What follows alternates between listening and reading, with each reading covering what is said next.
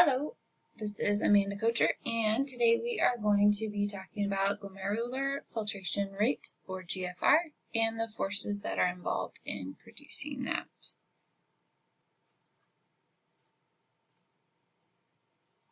So in order to talk about GFR, we want to talk about the glomerulus and the Bowman's capsule, which are involved in this. So, ultimately, blood filtration occurs in the glomerulus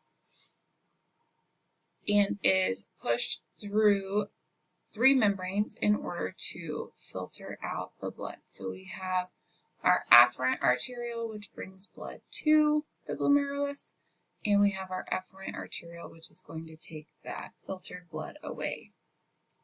So here in pink, we have kind of the area of filtration that occurs, and in the yellow, we have Bowman's capsule, which is where anything can be filtered out of the blood and then ultimately excreted through urine if it's not reabsorbed elsewhere.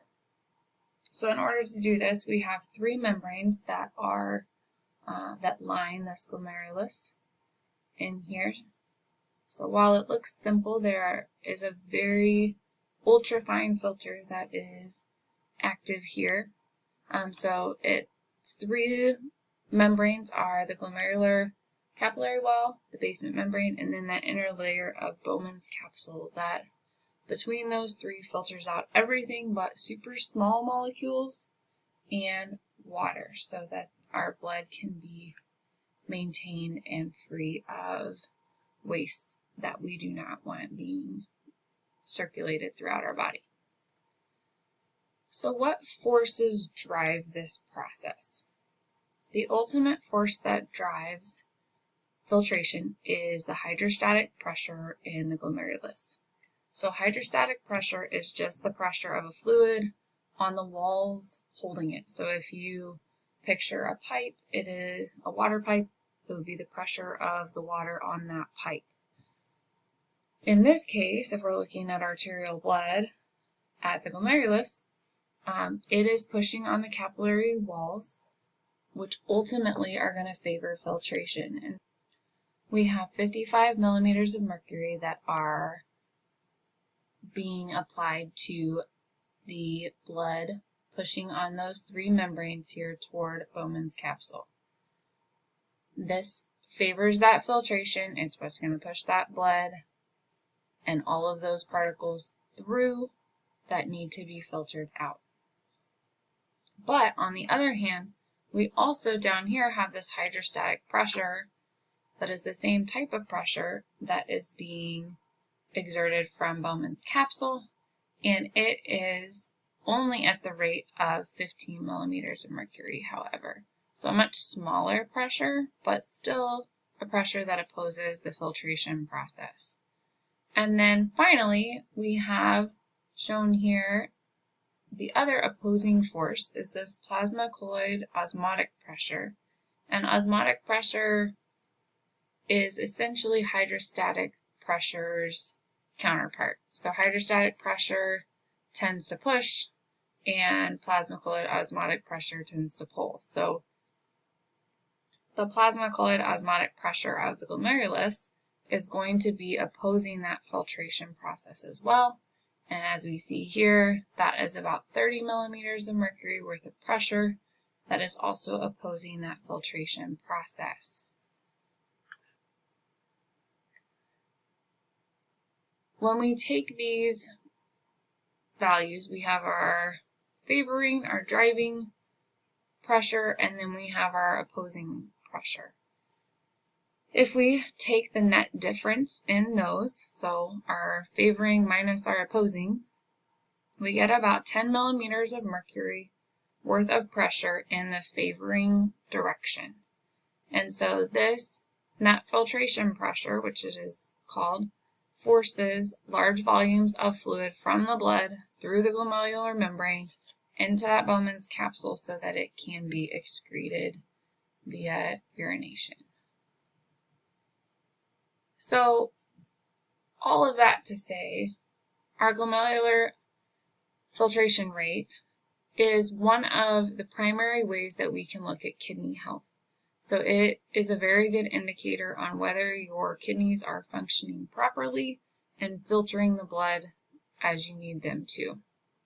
So that GFR is really a calculation of the total amount of filtrate that's made by all of the renal corpuscles in your 2 kidneys combined, hoping that you have 2 kidneys. We will actually talk about transplantation here in just a minute, but assuming you have 2 kidneys, it's all of the amount of filtrate that's made by all the renal corpuscles in those 2 kidneys combined. So when we look at GFR, though, we have that net filtration rate that we just discussed and is summarized here in this table. We have our 55 millimeters of mercury favoring. Our combined here, we have our 45 millimeters of mercury that are opposing, leaving us that net filtration pressure of 10 millimeters mercury as our net filtration pressure. So 2 other variables that are important in looking at this are the surface area that is available for this transfer to happen and the permeability of the glomerulus in each of those corpuscles, so all of those combined. As research has been done, as we have learned more about this, that surface area and permeability has been combined into a standard filtration coefficient, which is represented in our equation by KF. So that filtration coefficient times our net filtration pressure is what is ultimately going to calculate our GFR value that then practitioners can look at and measure to indicate kidney health. So as I said, if you have 2 kidneys, that's awesome, and that is what we ideally want to have. However, this made me wonder about kidney donation, because kidney donation is one of those things that you can do as a living donor. And so, in a study done by researchers in the Netherlands, they looked at the impact of measuring versus estimating GFR for potential living kidney donors. And this is important because measuring that GFR is great, but it's also very expensive.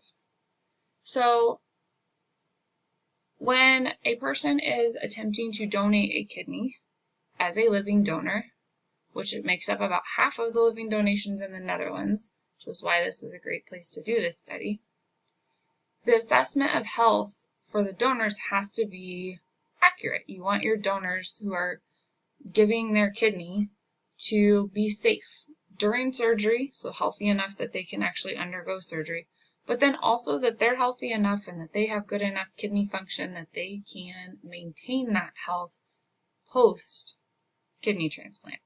So they can maintain that health with just one of their 2 kidneys.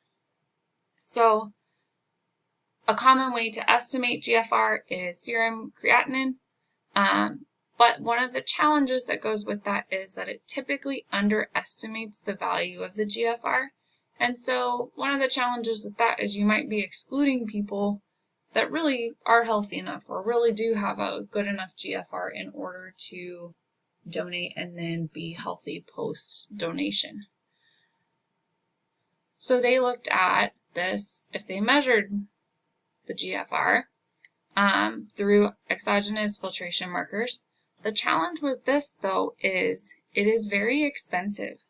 It is not, it's not an easy process in the grand scheme of things, and so it's expensive and it takes time.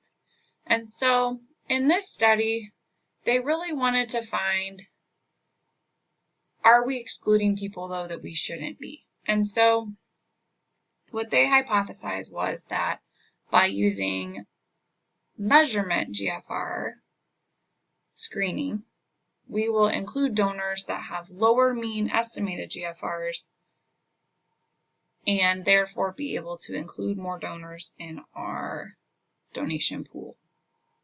So let's look at what they found. So when they went through and did their study, they looked at several cohorts. So they had a measured GFR cohort, they had 2 estimated GFR cohorts, and this was done by center. So there was a transplant center that uses their standard practice is to use that measured GFR, and then 2 centers that use the estimated GFR in order to determine viability of a donor.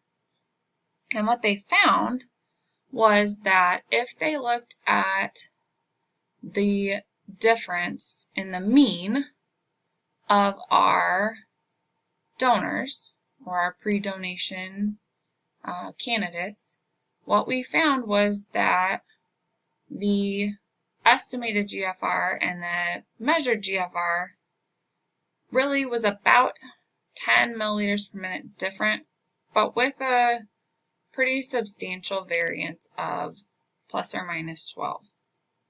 So researchers looked at the raw data, and what they found was that there was a greater underestimation in that GFR in younger donors as compared to older donors in the pool. And so we'll talk about that a little bit more here in a minute. So these cohorts were done roughly 2006 to late 2010s. Cohort 1 for the estimated GFR actually had data that went back to 1981. That center had very good records and had been around for a long time. However, due to consistency constraints, the researchers excluded anyone who was tested before 2006, just to maintain consistency throughout their cohorts. So when they looked at this, we have 4 values that we have in this. So we have our measured GFR cohort, and these results actually showed that the GFR measured is this 91 plus or minus 13, and actually is a little bit lower than the GFR of our estimated cohorts at 93 plus or minus 15 and 94 plus or minus 12 respectively. But they went back as they were looking at this with the measured cohort. They have to take into consideration some of the things like BMI, age, weight, body surface area, and whether or not that is going to ultimately affect our results. So when they corrected for the body surface area, which was the only distinguishing characteristic, they found that actually increased that measured GFR amount to 101 plus or minus 15. So it was in fact higher, and these estimated were a little bit low. So as I mentioned briefly a minute ago, there was some discrepancy between age of donors in that younger donors had a greater underestimation value than the older donors. And so when they looked at this, the measured really didn't change much pre and post 2009 because it's measured, it's not estimated. But in our data from our cohort 1 here in green, when we look at years after 2009, that age range is a little bit higher on average. Same with our cohort 2 after 2009. Our age range is a little bit higher when it comes to the mean age of these donors. And so what they think that can be attributed to is that in more recent years, they accepted more older donors and had, therefore, less underestimation showing up in their study rather than before. So ultimately, they concluded that the measured GFR is not necessary for all patients, only in some cases, and that generally the estimated GFR is sufficient for pre-donation screening. Thank you so much for listening.